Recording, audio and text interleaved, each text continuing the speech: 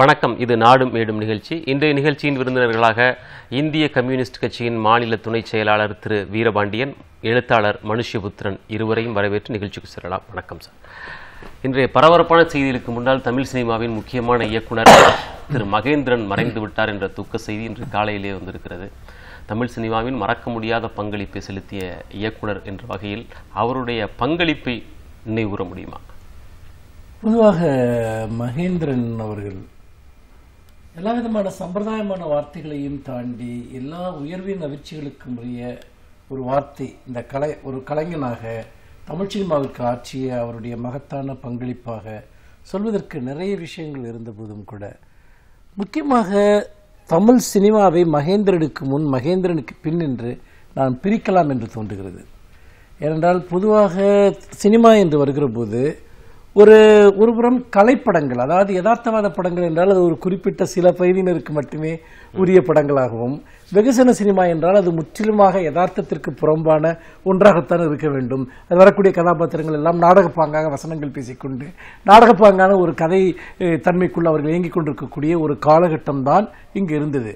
ஒருபுறம் மிகையுணர்ச்சி, இன்னொன்று யதார்த்த படங்கள் என்று சொல்லக்கூடியவை அபூர்வமாக எடுக்கப்படக்கூடிய ஒன்று. அப்போது உன்னைப்போல் ஒருவன் போன்ற படங்கள், அப்போது வந்த படங்கள் எல்லாம் அப்படிப்பட்ட ஒரு ட்ரெண்டிங் இருந்த ஒரு காலகட்டத்தில் வெகுசன சினிமாவிற்குள் யதார்த்தவாத போக்கை, வாழ்வியல் போக்கை, நடப்பியல் போக்கை வெற்றிகரமாக முதலில் கொண்டு வந்தவர் மகேந்திரன். நீங்கள் முள்ளும் மலரும் போன்று நீங்கள் படங்களை நீங்கள் பார்த்தீர்கள் என்று சொன்னால், எந்த அளவிற்கு தமிழ் முகங்கள், அசலான தமிழ் முகங்கள், தமிழ் வாழ்க்கையினுடைய சித்திரங்கள் அவற்றை மகேந்திரன் வெகுசன சினிமாவிற்குள் எடுத்துக்கொண்டு வந்தார் என்பதை பார்க்க வேண்டும். நீங்கள் ஜானி எந்த படத்தை எடுத்துக்கொள்ளுங்கள், அதோடு சேர்த்து அவர் அத்தகைய கதை களங்களை கையாண்ட காலகட்டத்தையும் இணைத்து புரிந்து கொள்ளும் போது அதன் முக்கியத்துவத்தை நிச்சயமாக ஏனென்று கேட்டால், வெகுசன சினிமா என்பதே அது மிகவும் ஒரு மிகைப்படுத்தப்பட்ட காட்சிகள், வசனங்கள், கேளிக்கைகள் என்பதாக இருந்தது போய் ஒரு மிகப்பெரிய ஒரு கனவுலகினுடைய ஒரு அம்சமாக இருந்த ஒரு இடத்தில் மனிதர்களுடைய எளிய வருத்தங்கள், கோபங்கள், சந்தோஷங்கள், முரண்பாடுகள் இவற்றையெல்லாம் அவர் மிக அழகாக அந்த படத்திற்குள், தன்னுடைய படங்களுக்குள் கொண்டு வந்தார். அது மட்டுமல்ல, ஒரு இயக்குநராக மட்டுமல்ல, அவர் வசனம் எழுதிய பல படங்கள், தங்கப்பதக்கம் போன்ற படங்களை எல்லாம் நீங்கள் எடுத்துக்கொண்டால், அந்த படங்கள் எல்லாம் அந்த வசனங்கள் எல்லாம் மனப்பாடமாக தமிழக மக்கள் பேசிய வசனங்கள் என்று சொல்லலாம். அந்த மாதிரி ஒரு வசனங்களிலாக இருக்கட்டும், அல்லது அவர் அந்த யதார்த்தவாத சினிமாவை அவர் உருவாக்கிய விதமாக இருக்கட்டும், இன்றைக்கு திரைப்படங்களில் இந்த யதார்த்த சினிமாவை நோக்கி பயணித்துக் கொண்டிருக்கக்கூடிய எந்த இயக்குனரும் அல்லது இதற்கு முந்தைய தலைமுறை இயக்குநர்கள் கூட தாங்கள் மகேந்திரன் போட்ட தடத்தில் நாங்கள் பயணம் செய்ய எல்லோருமே பதிவு செய்து வந்திருக்கிறார்கள். அவர் மறைந்த சமயத்தில் அல்ல, அவர் உயிரோடு இருக்கிற போதே அந்த கௌரவத்தை அவர் பெருமளவு அடைந்தார். மகேந்திரன் தான் அந்த உடைப்பை ஏற்படுத்தினார். அந்த உடைப்பில் இருந்துதான் ஒரு மிகப்பெரிய ஒரு யதார்த்த சினிமாவினுடைய ஒரு வெள்ளம் தமிழ் சினிமாவிற்குள் வந்தது. அந்த வகையில் இது ஒரு மிகப்பெரிய ஒரு இழப்பு. காலத்தால் நிச்சயமாக அவர் என்றென்றும் நினைக்கப்படுகிற ஒருவராக அவர் இருப்பார் என்றுதான் நான் நினைக்கிறேன். சார், இப்போ தேர்தல் செய்திகளுக்கு வந்தால், தேர்தல் பத்திரங்கள் விற்பனை அதில் கடந்த 2018ஆம் ஆண்டு 1056 கோடி ரூபாய்க்கு தேர்தல் பத்திரங்கள் விற்பனையானதாகவும், கிட்டத்தட்ட 62% இப்போது அதிகரித்திருப்பதாகவும் ஒரு செய்தி, தகவல் அறிவு உரிமை சட்டத்தில் பெறப்பட்ட செய்தி. இந்த தேர்தல் பத்திரங்களின் விற்பனை திடீரென்று அதிகரிப்பதற்கு பின்னால் யாரெல்லாம் நிதி கொடுக்குறாங்க, யார் அதனோட பயனாளிகள், யார், இது என்ன கருதுறீங்க? முதல்ல நானும் கூட இயக்குனர் மகேந்திரன் அவர்களுக்கு இந்திய கம்யூனிஸ்ட் கட்சியின் சார்பில் நான் அஞ்சலி செய்கிறேன். ஒரு வாழ்வியல் யதார்த்தங்களை திரையில் ஒரு உரையாடல் செய்வதற்கான சூழலை உருவாக்கி வரவர். அவர் ஒன்றும் அவ்வளோ எளிதில் மறந்துவிட முடியாது. அப்புறம் எளிய மனிதர்கள் தங்களுக்கு தாங்களே உரையாடல் செய்து தவறுகளை உணரச் செய்ததில் சிலர் தான் சொல்ல முடியும். எழுத்தாளர்கள், திரைக்கலைஞர்கள், அதில் அவருக்கு பெரிய பங்கு உண்டு, மறக்க முடியாது. இப்போ நீங்கள் சொன்னது போல் இந்த பத்திரம் அப்படின்னாவே உலகத்திலே பாண்ட் எக்கானமின்னு அவங்க அமெரிக்காவை இந்த யுத்த நேரங்களில் என்ன பண்ணுவான், அவனுடைய பொருளாதாரம் ரொம்ப நெருக்கடிக்குள்ளாயிட்டா ஏதாவது ஒரு நாடு மீது யுத்தத்தை தொடுத்து அந்த நேரங்களில் பத்திரத்தை விற்பாங்க. அமெரிக்கன் எக்கானமி பாண்ட் எக்கானமின்னு சொல்லுவான். அதுபோல் இவங்க அந்த நேரடியாக தேர்தல் பணம் பெறுவது வெளிப்படைத்தன்மைன்னு சொல்லிட்டு அதை விட மிக மோசமாக ஒரு அறிக்கை தரணும்ல மத்திய அரசாங்கம் தான் அது ஒரு அறிக்கை தரணும். இந்த பத்திரங்கள் யார் வாங்கியிருக்கிறாங்க, யார்கிட்ட கொடுத்துருக்குறீங்க, இந்த விவரங்களை நீங்கள் தரணும். தந்தால் அது முழுக்க பிஜேபியால் தான் இருக்கும். அவர்கள் நலன்கானது எல்லாமே. அதனால் ஒரு பொருளாதார நெருக்கடி வருதுன்னா அதுக்கும் பிஜேபி தான் காரணம். அதனால் பெரும் பலனை அடையுது அப்படின்னா அது பிஜேபியா தான் இருக்கும். பிஜேபியா இந்த தேர்தல் பத்திரங்கள் மூலமாக அதிகம் பலன் பெறுபவர்கள் பிஜேபி தான் அப்படிங்கிறது யூகம் அல்ல. இனிமேலும் இன்னைக்கு காலையில அதிகம் இல்ல, முழுக்க முழுக்க அவங்க அவர்களுக்காக கொண்டு வரப்பட்டது, அவர்களுக்காக கொண்டு வரப்பட்ட வழக்கறிஞர் பிரசாந்த் பூஷன் காலையில் ஒரு பேஸ்புக் ட்வீட் பக்கத்தில் ஒரு புதிய அப்டேட் ஒன்றை இது தொடர்பாக வெளியிட்டிருக்கிறார். இந்த 1716 கோடி ரூபாய் தேர்தல் பத்திரங்கள் அப்படிங்கிறது ஸ்டேட் பேங்க் ஆஃப் இந்தியா மட்டும், அதற்குரிய கணக்கு மட்டும் ஒட்டுமொத்த வங்கிகளுக்கும் சேர்த்து 5000 கோடி ரூபாய் தாண்டுது. இந்த 5000 கோடி ரூபாயில 95% பெற்றது பிஜேபி தான் அப்படின்னு இன்னைக்கு பிரசாந்த் பூஷன் காலையில் எழுதியிருக்கிறார். இன்று காலையில் இந்த தேர்தலில் இது ஒரு மிகப்பெரிய ஆயுதமாக பயன்பட போகிறது என்பதுதான் நாம் பார்க்க வேண்டிய ஒரு விஷயம். இதுல இன்னொரு செய்தியும் நேற்று வந்தது என்னவென்றால், தேர்தலில் பெருமளவிற்கு பணத்தை கட்சியை செலவிடக்கூடிய வேட்பாளர்கள் அல்லது முறைகேடாக பண விநியோகம் செய்யக்கூடியவர்கள், இவர்களின் மீது நடவடிக்கை எடுப்பதற்காக அதிகாரம் என்று 4 முறை தேர்தல் ஆணையம் மத்திய அரசிற்கு ப்ரொபோசல் அனுப்பியிருக்கிறது. 4 முறையுமே இவர்கள் அதை ரிஜெக்ட் செய்திருக்கிறார்கள். நேற்று வந்த ஒரு செய்தி அது. இது இன்னொன்றையும் நாம் கவனிக்க வேண்டும். பிஜேபி ஆட்சிக்கு வந்த போது அவர்கள் முன்வைத்த முழக்கங்களில் ஒன்று எல்லாவற்றிலும் வெளிப்படைத்தன்மை, டிரான்ஸ்பரன்சி. அதற்கு முன்னால் டிரான்ஸ்பரன்சி இல்லாதது போல. ஆனால் தேர்தலில் நிதி கொடுப்பது தொடர்பாக அதற்கு முன்னால் இருந்த அந்த வெளிப்படைத்தன்மையை கூட ஒழித்து, யார் யார் எவ்வளவு நிதி கொடுக்கலாம் என்ற தகவல் வேண்டும் என்பதை கூட ஒழித்துவிட்டு, நீங்கள் எவ்வளவு பணம் வேண்டுமானாலும் கொடுக்கலாம், கணக்கு காட்ட வேண்டியதில்லை, யார் என்று சொல்ல வேண்டியதில்லை என்று சொன்னதன் மூலமாக நம்முடைய தேர்தல் என்பது இன்றைக்கு ஹைஜாக் செய்யப்பட்டு விட்டது பணம் படைத்தவர்களால். எப்படி தேர்தலில் வந்துட்டு ஒரு சமநிலை இருக்க முடியும்? ஒரு கட்சி இவ்வளவு பெரிய நிதியை வாங்கி கொண்டு அதை ஒரு ஆயுதமாக பயன்படுத்தி தேர்தலில் களம் காணுகிற போது, அதுவும் ஆளும் கட்சியாக இருந்து கொண்டு மற்ற கட்சிகள் எப்படி அவர்களுக்கு சமநிலையில் போட்டியிட முடியும்? உண்மையில் இந்த தேர்தல் என்பது தொடர்ந்து பல்வேறு நிலைகளில் ஹைஜாக் செய்யப்பட்டுக் கொண்டிருக்கிறது என்பதைத்தான் பார்க்கிறேன். சார், இன்னைக்கு அமித்ஷா தமிழ்நாட்டுக்கு வருகிறார். இன்றைக்கு மத்தியானம் 12-1 மணிக்கு திருச்செந்தூர் தூத்துக்குடியில தமிழிசைக்கு பிரச்சாரம் செய்கிறார். அப்புறம் காரைக்குடி வருகிறார். அமித்ஷாவின் வருகை ஏதாவது சிறு சலனத்தையாவது இங்கே ஏற்படுத்த வாய்ப்பு? தோல்வி அந்த கூட்டணிக்கு தோல்வியை உறுதி செய்ய வராரு அவர். 40 இடங்களில் நீங்க நாங்களாம் சுத்தி வரோங்க, தமிழ்நாடு சுத்தி வரோம்.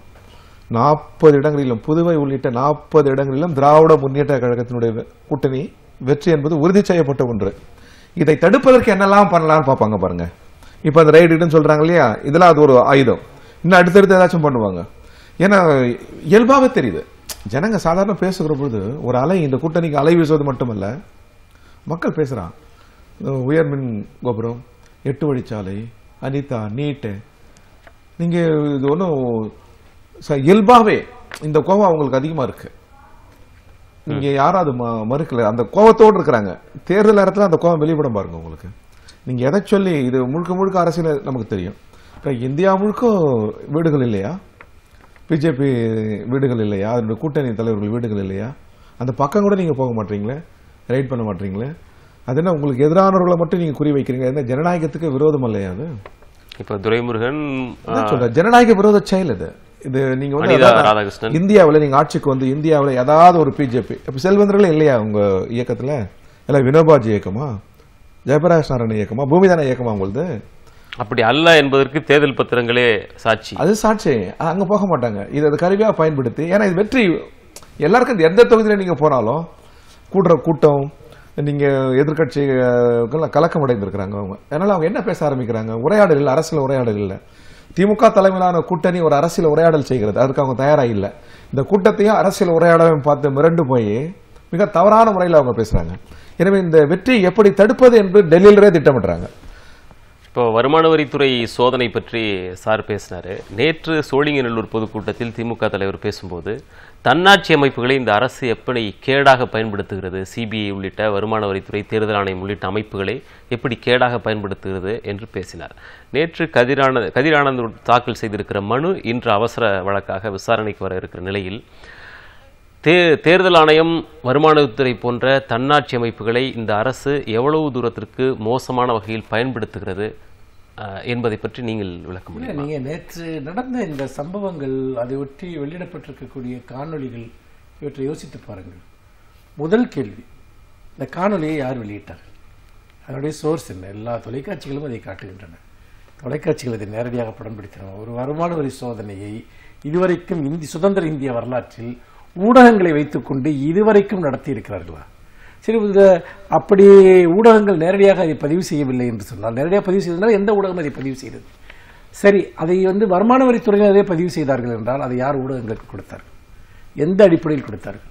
சரி, அப்படி கொடுக்கப்பட்ட அந்த ஆவணம் என்பதாவது உண்மையாக இருக்கிறதா என்று பார்த்தால், அவர்கள் அந்த வார்டு வாரியாக பணங்கள் பிரித்து அடுக்கப்பட்டிருக்கிறது என்று சொல்லக்கூடிய அதனுடைய ஸ்கிரீன்ஷாட்டுகள் நேற்று வெளிவந்திருக்கின்றன. அது கோயம்புத்தூரில் இருக்கக்கூடிய ஒரு வார்டு. அப்படி என்றால் இது யாருடைய ஒரு பணம் என்பது ஒரு மிக முக்கியமான கேள்வியாக இருக்கிறது.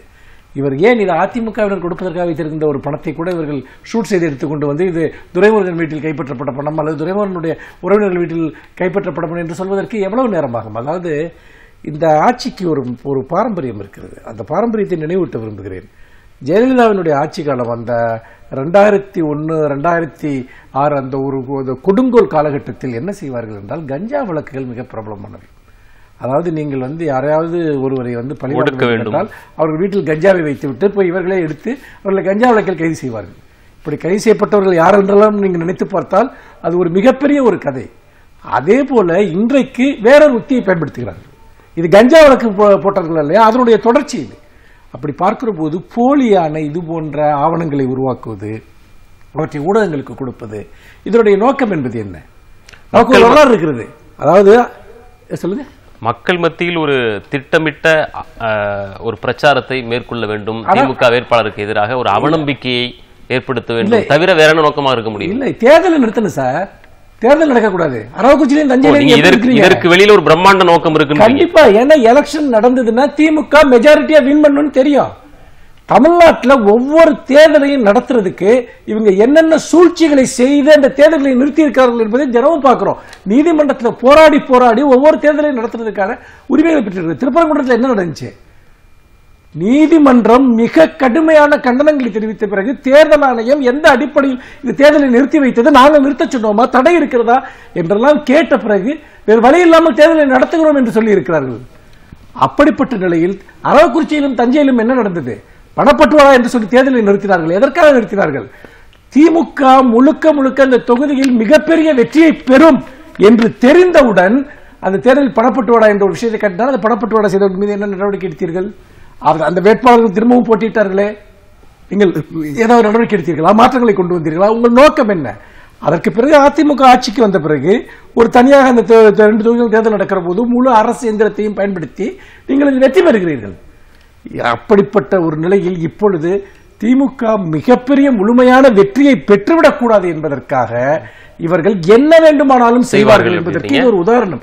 நீங்க தேர்தல் நடந்தா தான் அப்புறம் மக்கள் மத்தியில் எதிர்மறை விளைவுகள் ஏற்படும். பெரிய நோக்கம் இதற்கு பின்னால் இது நோக்கம் நீங்க மென்மையான வார்த்தைகளை பயன்படுத்துகிறீர்கள். இந்தியாவினுடைய ஜனநாயகம் படுகொலைக்கு அனுப்பப்படுகிறது என்பதற்கு தமிழகம் ஒரு சாட்சியாக மாறிக்கொண்டிருக்கிறது. தொடர்ந்து பேசுவோம். சௌகிதார் என்ற வார்த்தை இந்தியா முழுக்க புழக்கத்தில் இருக்கிற நேரத்தில் இப்ப 12,000 சௌகிதார்கள் பஞ்சாப்ல ஒண்ணு சேர்ந்து எங்க பெயரை இந்த பிஜேபி தவறா பயன்படுத்துறது, இனிமே அப்படி கூப்பிடாதீங்க அப்படின்னு புகார் கொடுத்திருக்காங்க. அவங்க பேரை மட்டுமல்ல, இந்திய ராணுவத்தின் பேரே தவறாக பயன்படுத்துறாங்க. இப்ப நீங்க ஊபி முதல்வர் என்ன சொல்லியிருக்கிறாரு? என் தலைமை பிரதமர் மோடி தலைமையில் ராணுவம் சொல்றாரு. இல்ல, இது ரொம்ப நீங்க ஆரம்பத்தில் சொன்னது போல எல்லா நிறுவனங்களையுமே அதிகார வட்டத்துக்கு கொண்டு வராங்க. ஒரு சுயேட்சையா இயங்குற எல்லாவற்றையுமே. அதனாலதான் உச்ச நீதிமன்றமே அந்த நீதிபதிகளே கொடுத்த குரல் நமக்கு தெரியும். நீங்க எது ஜனநாயகபூர்வமா இயங்கியதோ அதெல்லாம் கலைச்சிட்டாங்க. நம்ம சொல்ல ஏன் பிஜேபி நமக்கு தனிப்பட்ட முறையில் வெறுப்பா கசப்பா? இல்லையே, நாட்டினுடைய இறையாண்மைக்கு ஆபத்து, அரசியல் சாசனத்துக்கு ஆபத்து சொல்றதுக்கு நிறைய உதாரணங்கள் இருக்கு.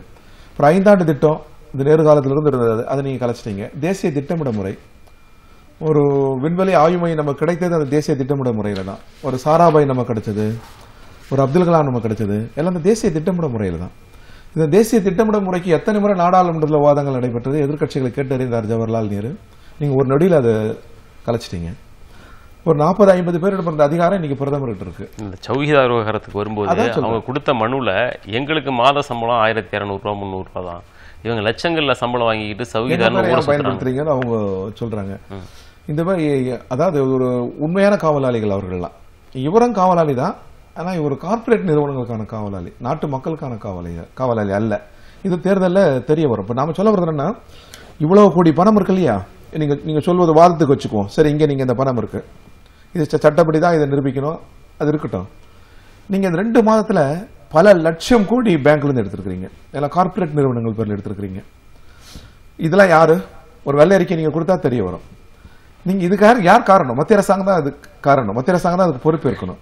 இப்ப நாமெல்லாம் ஒரு அமிர்தாசன் சொல்லுவார், பொருளாதார முதலீடு சொல்லுவார், இது ரொம்ப அமைதியான பணம், இது எளிய மக்கள் நடுத்தர மக்களிடம் இருக்கிற பணம், அது ஃப்ளோட்டிங், அது வந்து எப்பவுமே பரபரப்பா இருக்கும், அதுக்கு ஆபத்து இல்லை, இது ரொம்ப அமைதியா புன்னகைக்கும், இதுக்கு பெரிய பெரிய ஆபத்து இருக்குது. இது இந்த பணம் முழுவதுமே ஆளும் வர்க்கத்தின் துணை இல்லாமல் வெளியில வராது. இவ்வளவு பணம் அப்படின்னா 2 மாதங்கள்ல எந்தெந்த வங்கியில் இருந்து வந்தது, எந்தெந்த கார்ப்பரேட் நிறுவனங்கள் பெயரில் வந்தது, எந்த தனிநபரின் பெயரில் வந்ததுன்னு மத்திய அரசாங்கம் சொல்ல தயாரா? நிதி அமைச்சகம் சொல்ல தயாரா? தமிழ்நாடு வரைக்கும் கூட எடுத்துக்கோங்க, சொல்ல தயாரா? அந்த 2 மாதங்கள்ல அதிமுக பெருமளவில் எடுத்திருக்கோம், பிஜேபி பெருமளவில் எடுத்திருக்கோம். உங்களிடம் தோல்வி என்பது உங்களுக்கு தெரிஞ்சு போச்சு. நீங்க பணத்தை வைத்து தான் நீங்க அரசியல் நடத்த போறீங்க. எனவே முன்னெச்சரிக்கையா முன்னேற்பாடா திமுக தலைமையிலான கூட்டணி மீது ஒரு கலங்கத்தை உருவாக்க நீங்க முயற்சி பண்றீங்க. அதான் இப்ப நடக்குது. இந்த திண்டுக்கல் தொகுதியில பாமக போட்டியிடுது. திண்டுக்கல் சீனிவாசன் ஓட்டு கேட்கிறாரு. ஆனா திரும்ப திரும்ப போய் ஆப்பிளுக்கு ஓட்டு போடுன்னு கேட்கிறாரு. பர்பஸா கேட்கிறாரா இல்ல எதேச்சியா அவர் வாய் தவறி வருதா? ஏதாவது நோக்கம் இருக்குதா அவருக்கு? இல்ல, எனக்கு இது இதுக்கு பின்னாடி ஒரு நோக்கம் இருக்குன்னு தான் நான் நினைக்கிறேன்.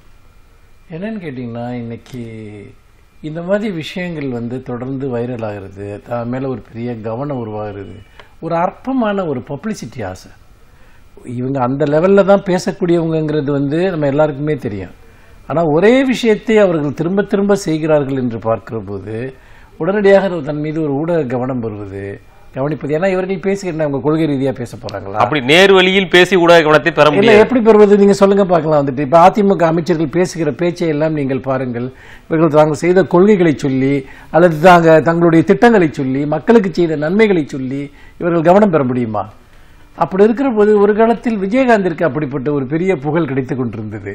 அவர் போகிற இடங்கள் எல்லாம் ஏதாவது ஒன்றை உணர்வார். அதை மக்கள் அது ஒரு பெரிய ஊடகங்களில் ஒரு பெரிய விவாதமாக அதை காட்டுவார்கள், அல்லது ஒரு கேலி பொருளாக அதை காட்டுவார்கள். அப்படி இருக்கிற போது இதை அவர் திட்டமிட்டு செய்கிறார் என்றுதான் தோன்றுகிறது.